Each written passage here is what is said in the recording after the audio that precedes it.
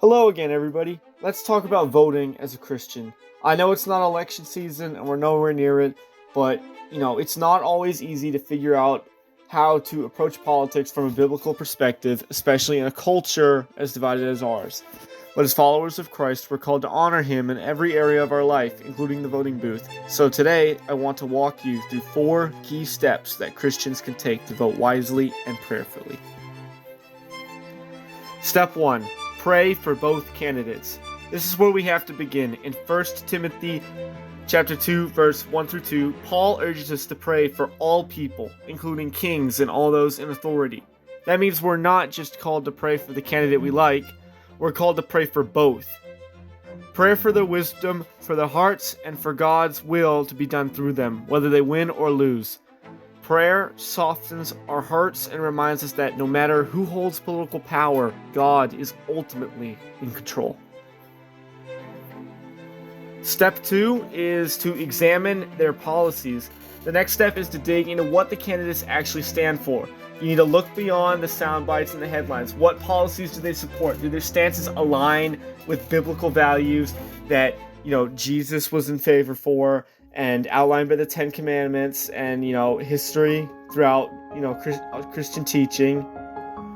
No candidate is going to perfectly align with Scripture. They're human after all. None of us are perfect except Jesus, but it's important to weigh their policies carefully and prayerfully.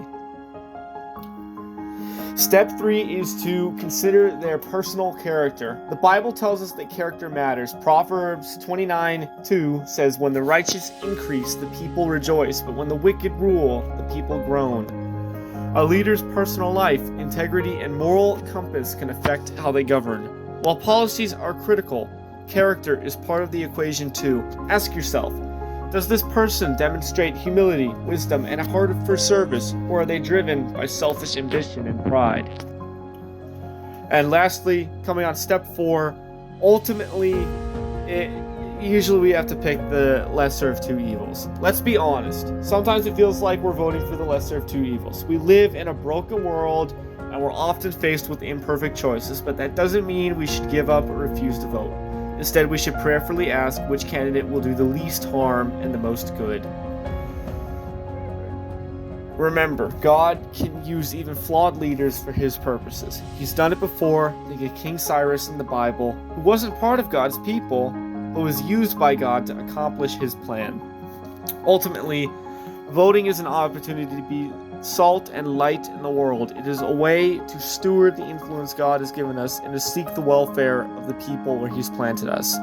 Jeremiah chapter 29, verse 7. So as you head to the polls, don't forget to don't just vote based on fear, anger, or party loyalty. Vote as a Christian. Pray, think, discern, and trust that God is at work no matter the outcome.